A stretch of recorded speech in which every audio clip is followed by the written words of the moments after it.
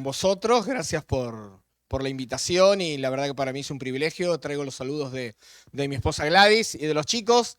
Muy bien, te invito a abrir tu Biblia o encender la Biblia o prender la Biblia, no sé. En Mateo 6. Mateo 6. Y vamos a leer del 1,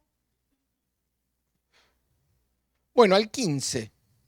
Es parte este sermón de lo que se lo conoce el Sermón del Monte o el Sermón de la Montaña, que ocurrió en un momento en que Jesús se puso en una montaña a enseñar a muchas personas y muchas de las enseñanzas que tenemos acerca de la vida cristiana, y eso están en este hermoso pasaje de Mateo 5 al 7 que comprenden el Sermón del Monte.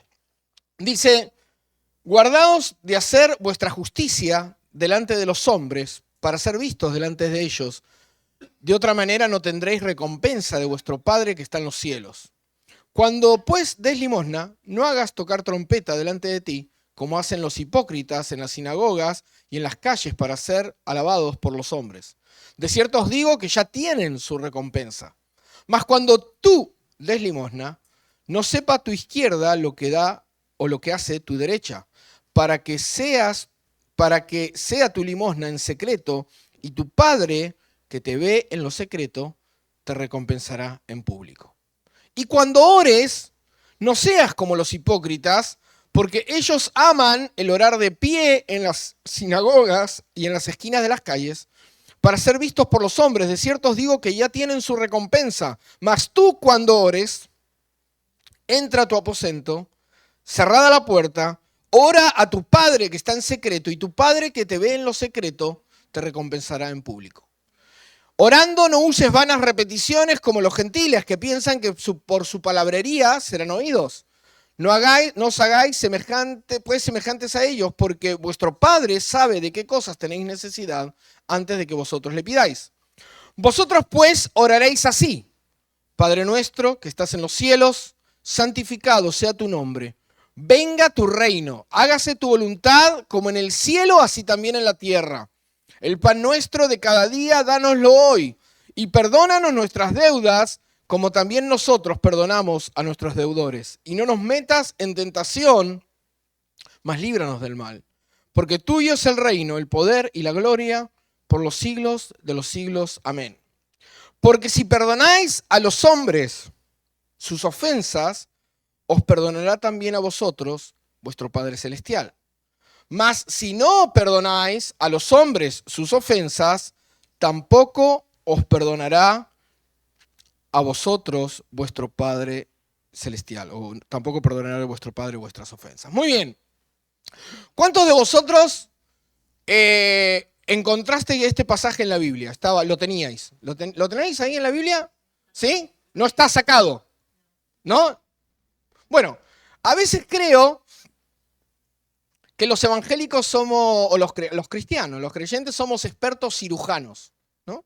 Parece que este pasaje, el del Padre Nuestro, lo hemos sacado de nuestra Biblia, ¿no? Voy a hacer otra pregunta más. ¿Cuántos de ustedes vienen de un contexto católico? Muchos, muy bien. ¿Y cuántos recitaban el Padre Nuestro muchas veces siendo católicos? Muy bien. Seguramente que lo oraban más de lo que lo oran ahora. ¿Sí o no? ¿Y qué ha pasado? ¿Lo hemos sacado de la Biblia? Lo hemos arrancado, ¿no? Bueno, no sé. No sé si es que lo hemos arrancado, pero estando ahí, muchas veces lo ignoramos. Y la realidad es que este pasaje forma parte de la palabra de Dios. Muchas veces creemos que el Padre Nuestro es de los católicos. Permíteme decirte que el Padre Nuestro está en la palabra de Dios. ¿Sí? ¿Amén? Amén. Te puedo decir que si un día quieres orar el Padre Nuestro, no es pecado. ¿Sabías? No es pecado, ¿no? Porque no es de los católicos.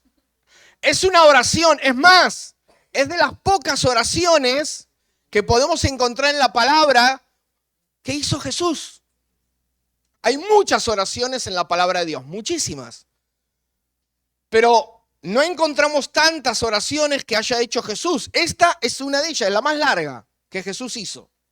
Es más, Es la oración con la cual Jesús le enseña a orar a sus amigos, a sus discípulos. Él les enseña a orar. ¿Con esto qué queremos decir? Claro, como evangélicos hemos entendido de que el Padre Nuestro no es una oración que tenemos que repetir como loro, ¿no? Padre Nuestro, como si fuera una receta mágica, ¿sí? Si tú quieres repetir el Padre Nuestro como si fuera la fórmula mágica de, no sé, de Harry Potter que dice y pasa algo, no es eso. Pero sí es palabra de Dios y por algo Jesús la oró para enseñarnos de qué se trataba esta oración. ¿Amén? Este bloque del capítulo 6 habla sobre la limosna, sobre la oración y sobre el ayuno. Sobre estas tres disciplinas espirituales. Y lo interesante de este pasaje es que Jesús no dice, por lo menos en mi versión, no dice si oras o si das limosna, si por si acaso ayunas, ¿dice así su Biblia? No, dice ¿cuándo? ¿Qué quiere decir esto? Que Jesús daba por sentado que sus hijos, sus discípulos, iban a orar, iban a dar limosna o ofrendas y iban a ayunar. Jesús no dijo, bueno, por si acaso, si alguna vez se les ocurre orar, recuerden esto, no. Jesús dijo, cuando oren, cada vez que vayan a orar, recuerden esto. Y en este marco de entender que la oración no es algo más de la vida cristiana, sino que es algo junto con el dar, con el ser generoso, junto con el ayuno, tienen que ser algo parte de nuestra vida. Y si no lo es, tenemos que preguntarnos, Señor, ayúdame en esto. En este marco, Jesús les enseña a orar. Y el Señor hace tiempo que viene hablándome sobre este pasaje, de hecho, pero fue un pasaje en el cual me centré para ver también de que muchas veces cuando hablamos de la misión de Dios, de lo que Dios quiere para nosotros como sus hijos, y no hablamos solo de las misiones, porque hablar de la misión de Dios es más amplio, es hablar del plan global de Dios, de lo que Dios quiere, qué es lo que Dios anhela. Cuando queremos entender lo que Dios anhela, lo que Él quiere, generalmente pensamos en pasajes como Mateo 28, Hechos 1:8, de ir a ser discípulos, predicar. Y la idea mía al poder escribir esto era poder hablar de la misión, entre comillas, sin hablar de la misión. Es decir, poder hablar de la misión y el corazón de Dios desde un pasaje que pensamos que no tiene nada que ver con la misión de Dios. Y yo quiero invitarte hoy en esta mañana a que podamos reflexionar en el Padre Nuestro, pero desde una mirada misional, desde una mirada de lo que Dios quiere para nosotros como discípulos de Cristo. Porque también es cierto que cada uno de nosotros, el día que aceptó a Cristo, a mí me gusta decir, nos convertimos en discípulos, no en cristianos. Porque, ¿quién es hoy cristiano? En Semana Santa está lleno de cristianos, ahí en los tronos, gente cristiana, ¿sí? En el mundo hay gente, tú te vas aquí a una cárcel y quizá 80% de los que están presos te digan que son cristianos. Pero robaron, mintieron, violaron y están ahí. Entonces, ¿qué es para la sociedad de hoy ser cristiano? En mi país, en Argentina, en el norte, la palabra cristiano en muchas provincias se usa también como decir este cristiano, ¿no? Como esta persona, ¿no? Y si tú a alguien le dices, nos ha pasado en el norte, en el Chaco, de decirle a alguien, ¿tú eres cristiano? Y claro, ¿qué crees? ¿Que soy un animal, un perro? ¿No? Claro, es un cristiano, ¿no? Sinónimo de una persona. Entonces, quizá la palabra cristiano ha perdido un poco el sentido de lo que significa. Pero si hablamos de alguien que es discípulo de Jesús, ya no estamos hablando de cualquier persona, estamos hablando de alguien que ama a Jesús, que sigue a Jesús, que obedece a Jesús. Y ya no es lo mismo. En este sentido, creo que el poder orar, la oración del Padre Nuestro nos puede enfocar en lo que Dios quiere. Y por eso con este pasaje quiero invitarte a poder analizarlo. En primer lugar, este pasaje empieza con la palabra Padre. Tú sabes que el cristianismo es de las pocas religiones, entre comillas, ¿no? Porque sabemos que no es una religión en sí, pero es de las religiones, de las pocas o la única, que Dios es Padre. En el Islam, Dios no es Padre. Es una blasfemia decir que Dios es Padre. ¿Sí? En el hinduismo, Dios no es Padre. En el budismo, Dios no es Padre. Y así, si tú empiezas a nombrar las religiones, no hay religión donde Dios sea un Dios cercano, que sea Padre. Tú sabes que el hinduismo tiene más de 33 millones de dioses. 33 millones. No te alcanzarían los dioses para adorar. Creo que una vez hicimos la cuenta, divide 33 millones dividido, no sé, 85 años, que más o menos quizá el promedio, y no sé cuánto da. Tienes que adorar a cada dios un día de tu vida. No, es increíble. Pero aún en esos 33 millones de dioses, no hay ninguno que sea Padre. Pero nuestro Dios, cuando quiso mostrarnos y enseñarnos de cómo era Dios con respecto a nosotros, Él dijo que teníamos que referirnos a Él como nuestro Padre. Y al hablar de Dios como Padre, me pone a mí en la figura de hijo. Es decir, si Dios es Padre, yo soy hijo de Él. Y es interesante que notar que qué diferencia cuando Dios no solamente es el Dios creador, el Dios omnipotente, y sí que lo es, pero qué diferente es poder llamarle a ese Dios, decirle papá, o decirle Abba, padre, papito, ¿sí? Los niños cuando son pequeños y les pasa algo, van muy rápido corriendo a buscar a su madre o a su padre, siempre. ¿Por qué? Porque en ellos ven la figura de protección, de ayuda, de cuidado. Y eso es lo que Dios expresa hacia nosotros. La figura de un Dios que no solamente es el creador del universo, sino que es un Dios cercano, un Dios que me ama, un Dios que se interesa, un Dios que está atento a lo que yo digo, ¿sí? Que me escucha. Tú cuando los niños tienen ocurrencias y a veces te dicen cosas que, cuando son muy pequeñitos, cosas que tú dices, ¿y esto de dónde lo has sacado? ¿De algo? ¿No? Pero bueno, tú lo escuchas, tú no le dices, no te voy a escuchar porque tú eres un niño. ¿Yo qué te voy a escuchar a ti si eres un niño? No. Y menos si es tu hijo. Tú lo escuchas. Y tú, si no, dirás, wow, mira lo que se le ha ocurrido, mira esto. O los planteos de los niños. A veces nosotros también, siendo grandes, tenemos cosas y no nos animamos, ¿no? a preguntar. Pero Dios, Él es nuestro Padre. Y nosotros somos sus hijos. Y no solo dice que es nuestro Padre, sino que Jesús, cuando ora, no dice Padre mío. ¿No le llama la atención eso? ¿Por qué Jesús empezó a orar y dijo, oren Padre nuestro? ¿Por qué? Él podría haber orado Padre mío, que estás en los cielos, y estaba bien, ¿no? Y va a estar muy bien orar Padre mío. Pero Él les dijo, oren Padre nuestro.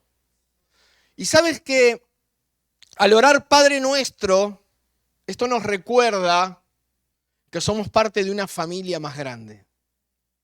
Al decir Padre nuestro, nosotros podemos pensar en que Dios no solo es mi Padre, no solo es mi papá y Él quiere ser mi papá o mi padre, sino que Él quiere ser padre de otros. Amén.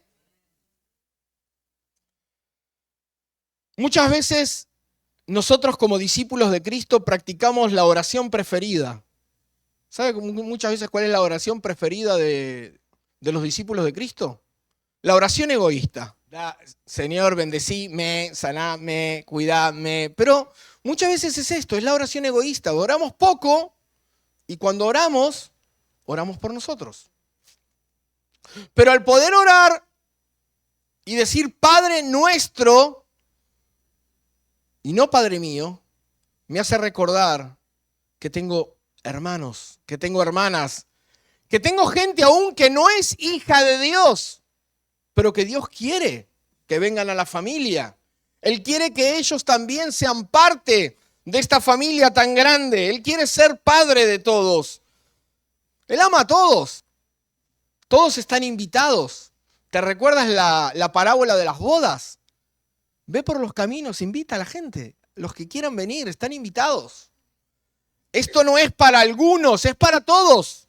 Los que quieran aceptar la invitación.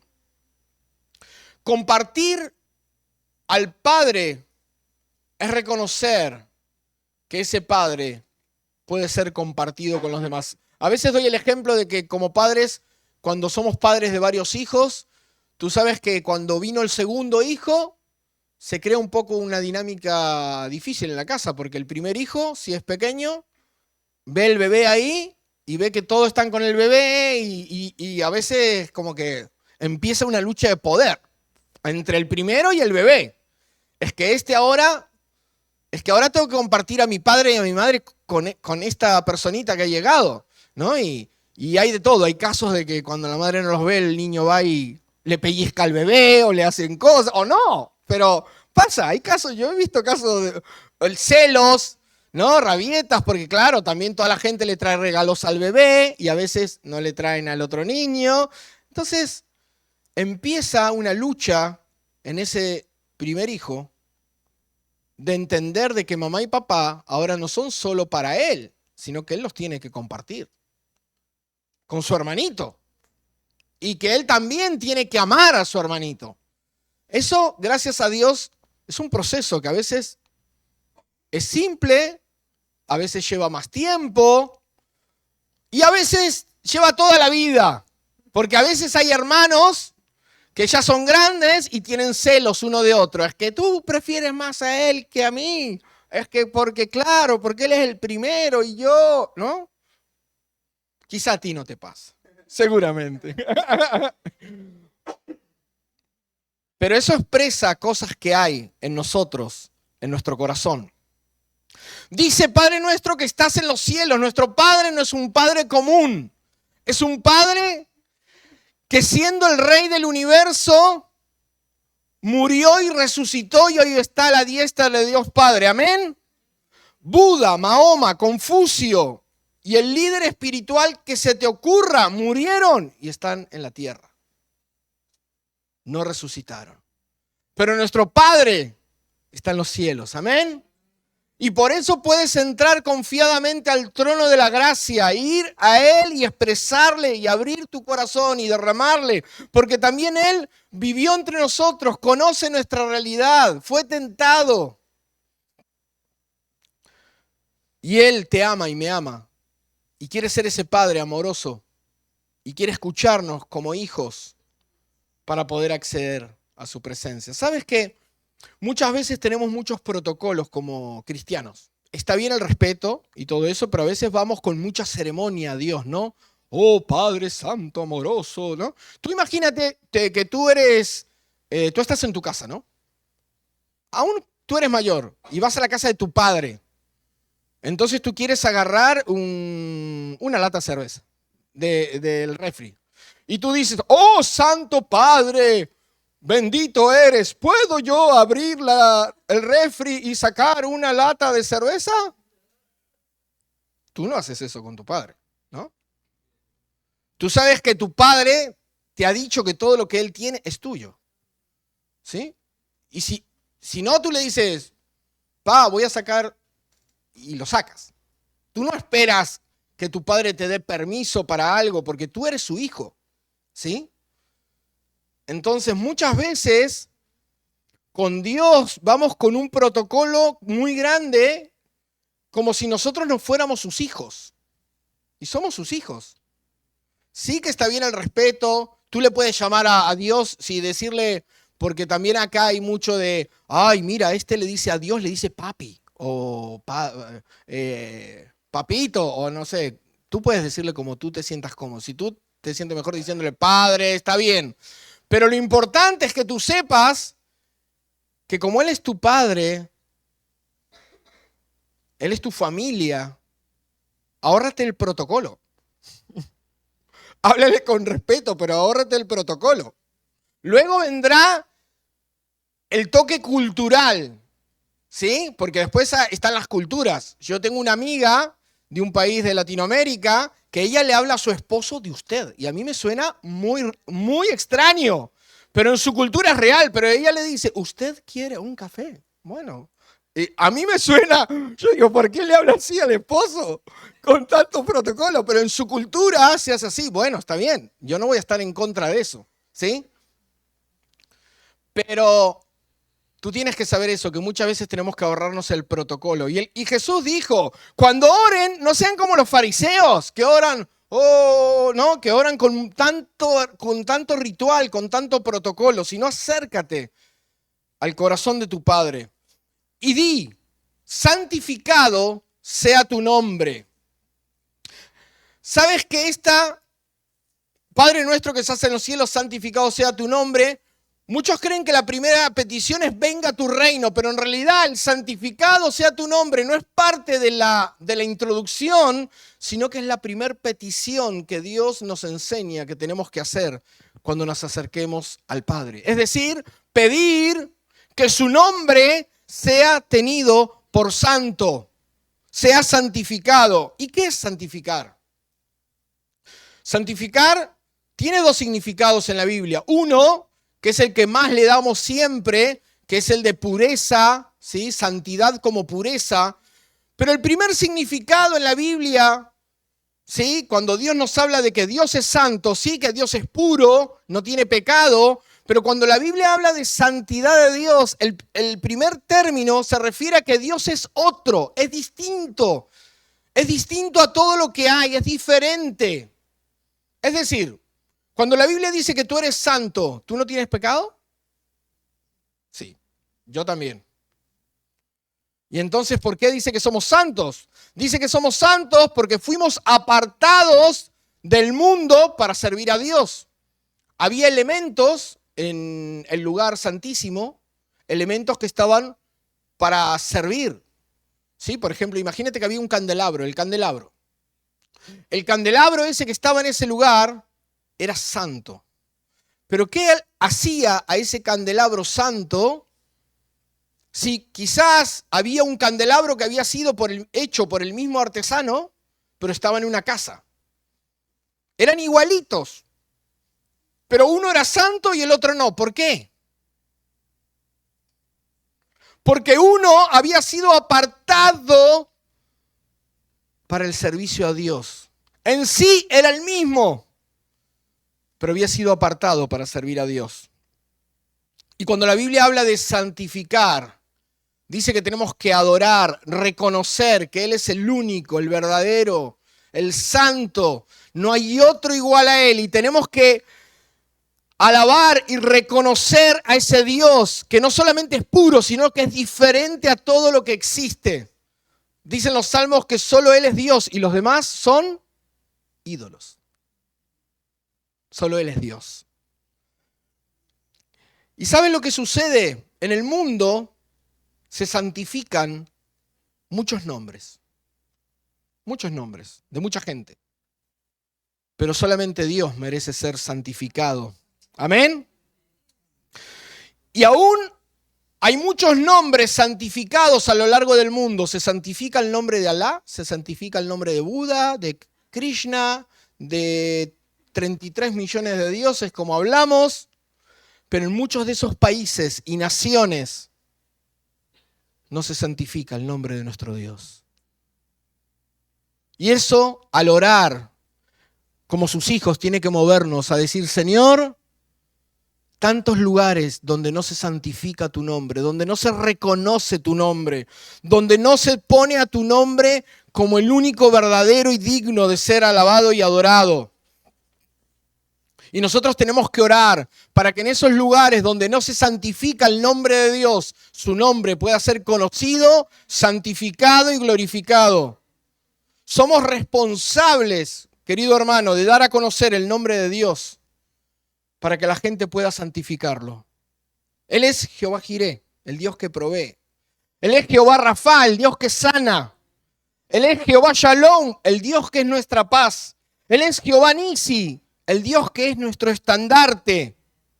Pero para que el nombre de Dios sea santificado en las naciones, primero tiene que ser dado a conocer. Porque Pablo dice en Romanos 10, ¿cómo pues van a adorar y a reconocer a un Dios que no escucharon, no lo conocen? Y no pueden adorar a un Dios que no conocen. Pero para que lo conozcan, el mensaje tiene que llegarles. Y para que el mensaje les llegue, alguien tiene que ser enviado a predicar la palabra. Todos como discípulos de Cristo deberíamos estar llenos de una pasión que nos conmueva y nos lleve a predicar el Evangelio más allá de nuestras fronteras. La petición que sigue dice, venga tu reino. Es interesante también que no dice vaya tu reino. Por ejemplo, si nosotros sabemos uno de los países más cerrados al Evangelio es Corea del Norte, Bután y tantos otros. Sería muy fácil para nosotros desde aquí, desde Málaga, decir, Señor, vaya tu reino al Corea del Norte. Señor, vaya tu reino a Bután. Señor, vaya.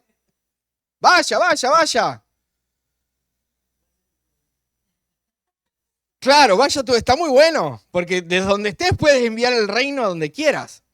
Pero ¿sabes qué? El reino va en dos patas. El reino no va solo. El reino, ¿quién es el reino?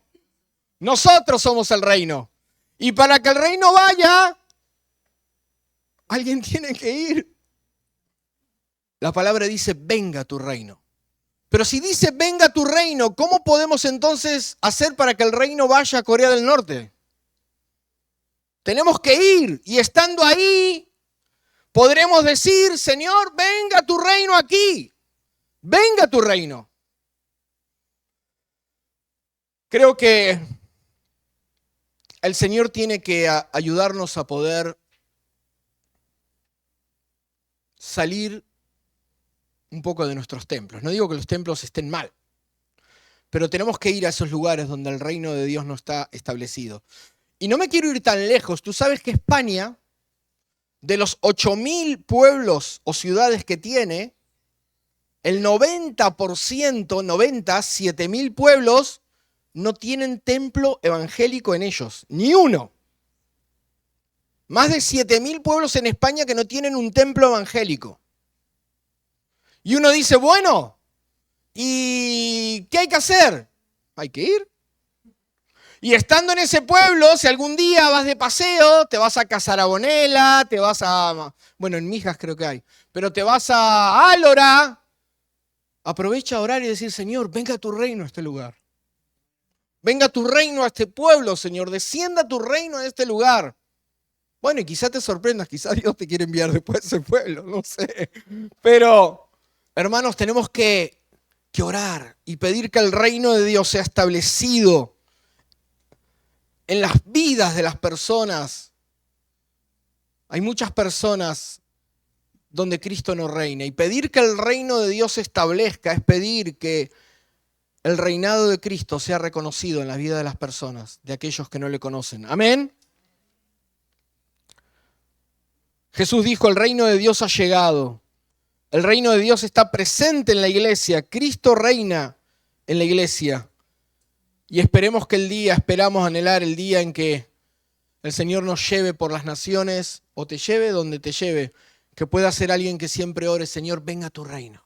Aún si el Señor, no sabemos, pero hay personas que por trabajo les toca ir a Qatar. Capaz que trabaja en el petróleo, va a Qatar. Qué buena oportunidad, hermano, para orar, venga a tu reino. Para pedir que el reino de Dios se establezca en esos países. Vas de viaje a Marruecos, ora, venga a tu reino. Señor, en este lugar, no quiero decir que no pases, puedes pasear también, pero aparta un tiempo cada mañana para pedir que el reino de Dios se establezca en ese lugar. Pedir que venga el reino es tener el anhelo de que el reino esté en el corazón de los hombres. Pedir venga tu reino es pedir el éxito del evangelio y que la gente pueda reconocerlo a Él como Padre. Es pedir que otros puedan entrar al reino. Es esperar la segunda venida de Cristo. Ruego que el Señor nos ayude a poder entender que esta simple oración tiene un peso enorme.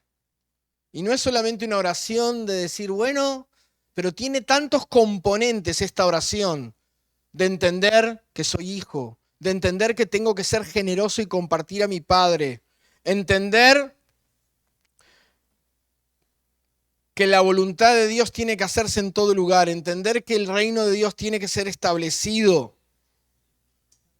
Y en esta próxima petición dice que se haga tu voluntad, así en el cielo como en la tierra.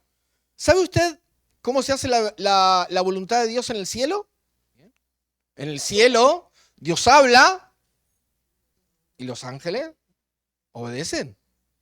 ¿No? No, los ángeles no dicen, no, mira, vamos, eran ángeles argentinos, tomémonos unos mates primero y luego vamos. No te preocupes, luego vamos. No, los ángeles obedecen. Nosotros somos más como los ángeles argentinos, ¿no? Dios nos dice algo y a veces hacemos que no oímos, muchas veces, ¿no? Con lo que Dios nos dice. O no oímos o nos hacemos los que no oímos. ¿Cómo? No escuché, Señor, ¿que quieres que me vaya a dónde? Ah, el diablo, es el diablo. En el nombre de Jesús, diablo. ¿Ah? Somos a veces...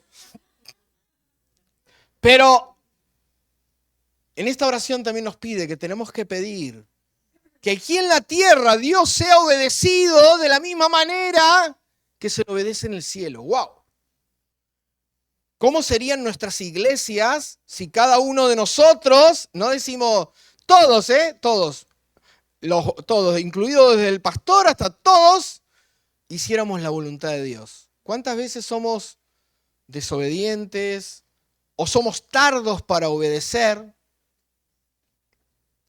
Pero el Señor dice que Él quiere y tenemos que pedir que la voluntad de Él sea hecha aquí en la tierra de la misma manera que es hecha en los cielos. ¿Sabe qué? Me gusta decir que hay cosas por las que tenemos que orar y hay cosas por las que no tenemos que orar. ¿Cómo? ¿Cómo que hay cosas por las que no tenemos que orar? Claro, hay cosas por las que hay que orar y hay cosas por las que no hay que orar. Por ejemplo, tú te vas a levantar en la mañana y le vas a decir a Dios, Dios, ¿será que tú quieres que ore? ¿Ah? ¿Qué te va a decir Dios? Señor, ¿será tu voluntad que lea la Biblia? No oramos así, ¿no? Señor, ¿será tu voluntad que perdone a mi vecino? Mira lo que me ha hecho. ¿Será que es tu voluntad que lo perdone?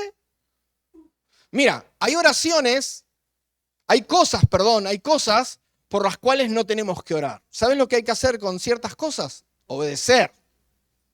Es decir, Dios en su palabra ya nos dejó muchísimas cosas por las cuales tenemos que hacer. Perdonar, amar, obedecer, servir, honrar, orar. Entonces, tú no le vas a decir al Señor, Señor, tengo que orar. El Señor le va a decir, lee la Biblia y mira lo que digo en la Biblia. No, claro, hay que orar. Congregarse, ¿no? No, pero ahora muchos dicen, es que yo me junto por internet. Yo me congrego en internet. Claro, es lo más fácil, ¿sabes por qué? Porque en internet no tienes que amar a nadie, en internet no te conocen tus miserias, en internet, nada. En internet no puedes ejercer tu don, en internet te conectas, te desconectas y ya está. Es la iglesia fácil, ¿sí? Con esto no digo que puedas un día ver el culto, lo puedes hacer. Pero congregarse por internet, raro, muy raro. Pero bueno, pero hay cosas por las cuales no hay que orar, hay cosas por las cuales hay que obedecer. Y luego, si hay algo en lo que la Biblia no dice lo que hay que hacer, bueno, ora, a ver qué te dice Dios. Está bien. Pero muchas veces tenemos que también entender de que nos cuesta o nos falta obediencia muchas veces. Jesús dijo, id y hacer discípulos. Señor, ¿será que tengo que ser discípulo? No, tenés que hacerlos. Id y predicar el evangelio. Señor, tengo que predicar. Claro que tienes que predicar. Dios lo ordenó, fue una orden. Y si no lo hacemos, estamos en falta. Es duro, pero es así. Sigue diciendo el pasaje, el pan nuestro de cada día, dánoslo hoy. Hermanos, al orar también tenemos que recordar, en primer lugar, que nuestro Dios es el proveedor, Él es el que te da, Él es el que te sustenta. En ningún momento, aún por difícil prueba que estés pasando, recuerda que Él es el que ha dado promesas de que nada te va a faltar, de que Él es tu proveedor, de que Él es el que te da, Él es imagínate que Él hacía llover pan del cielo para su pueblo cada día. Encima les decía, no se preocupen en juntar y guardar para el otro día porque mañana va a haber más. Encima pan fresco, no tenías que comer pan duro, pan fresco. Cada día juntar. Claro que los flojos querían juntar mucho hoy, entonces mañana duermo más, no me tengo que levantar temprano. Entonces junto para toda la semana y ya. No se puede. Hay que juntar cada día. Pero además de ser Dios el proveedor, Jesús es nuestro pan. Él es el pan de vida. Y pedir que Él nos dé el pan cada día no solo es pedir sustento y provisión para mi vida material, sino es recordar que tengo que comer del pan cada día. Tengo que alimentarme de Cristo cada día. Si yo no me alimento cada día del Señor, de su palabra, seré un discípulo desnutrido. Sí, desnutrido. Porque tampoco podemos comer una vez a la semana, ¿no? ¿Y cuánto nos cuesta, hermano? A mí me cuesta alimentarnos, el devocional, el saber que tenemos que, a veces decimos, voy a trabajar, me voy, ¿no? Hasta ahora, incluso hay libros que dice la oración en 1 minuto. 1 minuto, oras 1 minuto y sales a trabajar, ¿no? Está bien. Pero Él es el pan de vida y tenemos que alimentarnos cada día para poder estar bien y no tener hambre. Si tú sales a trabajar sin comer nada, te va a dar hambre. ¿O no? Te va a dar hambre. Y te vas a querer ir a comer un bocadillo o no sé qué, un pitufo catalán ahí, ¿no? Porque tienes hambre. Pero si tú comes cada día, no vas a estar con hambre.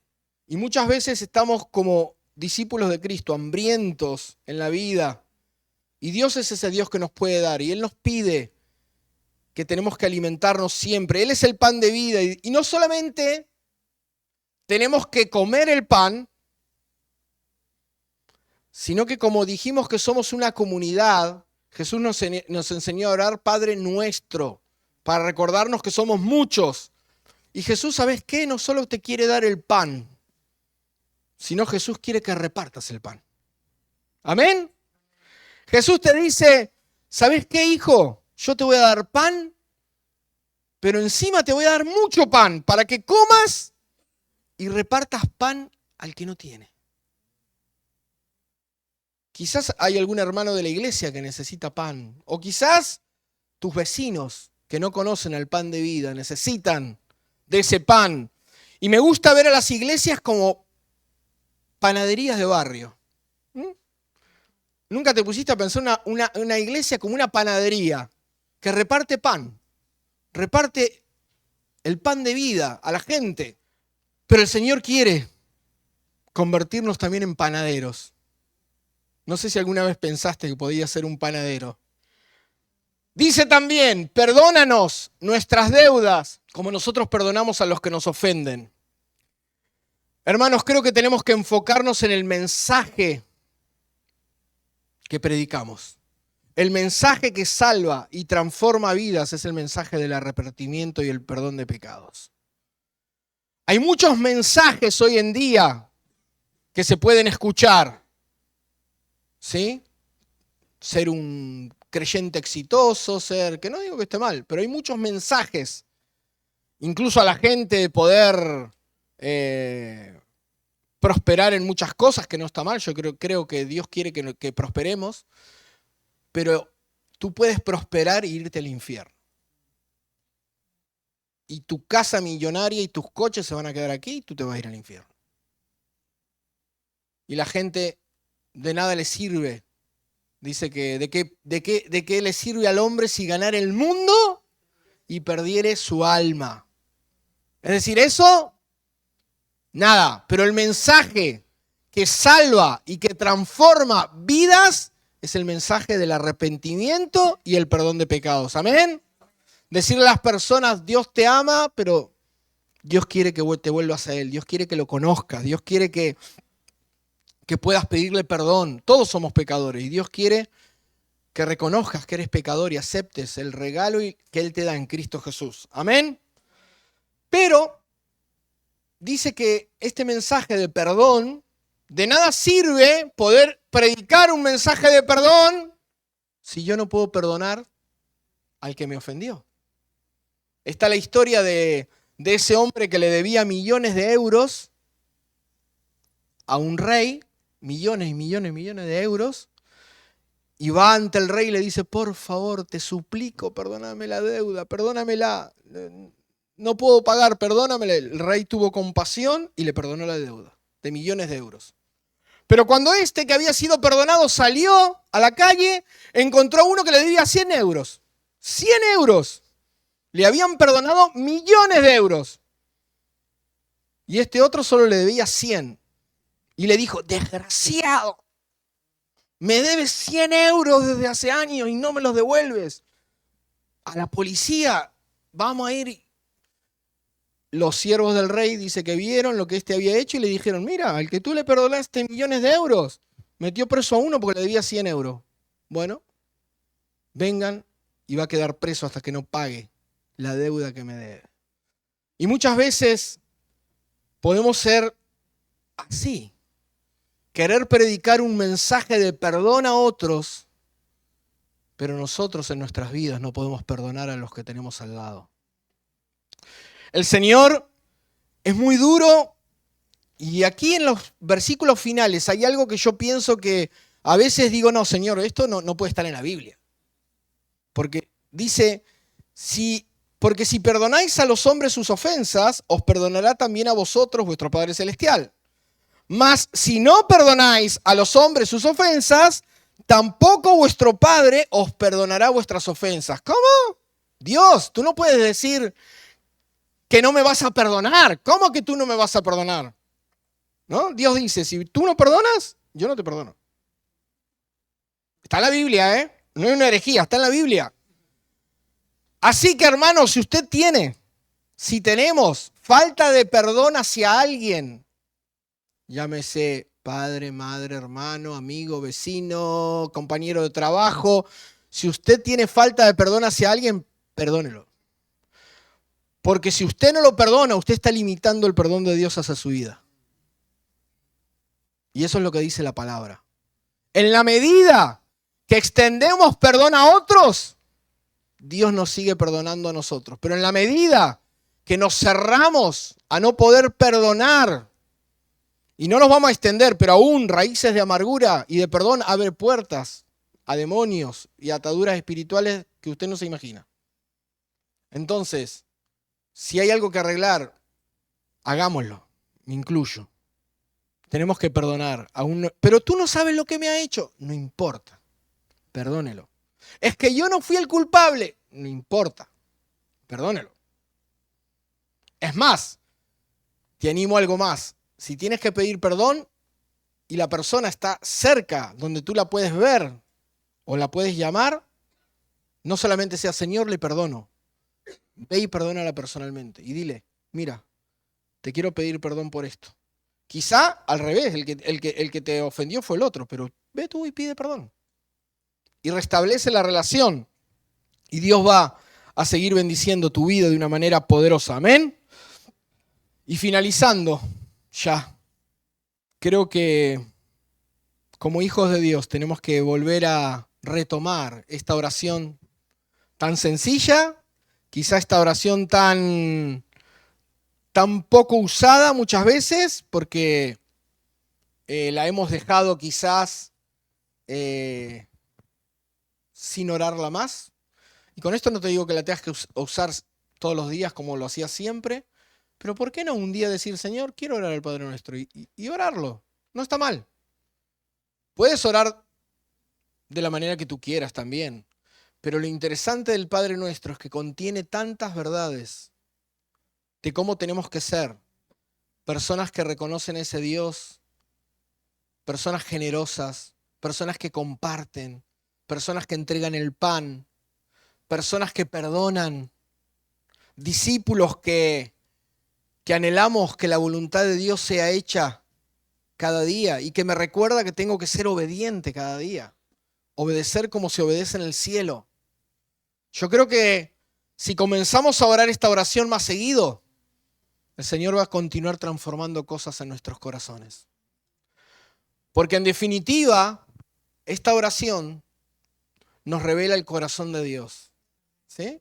Esta oración que Jesús nos enseñó nos revela ese corazón de Dios y que Él quería que nosotros podamos al orar, no solo como decíamos hoy, la oración egoísta, orar por mí, sino orar por los que no conocen de Dios, orar para que el reino de Dios se establezca, orar para que Dios llene las vidas de mis vecinos, los transforme, los perdone. Y yo creo, hermano, que tú y yo somos un factor importante en esto, somos de influencia y tenemos que estar más activos, creo, en la sociedad.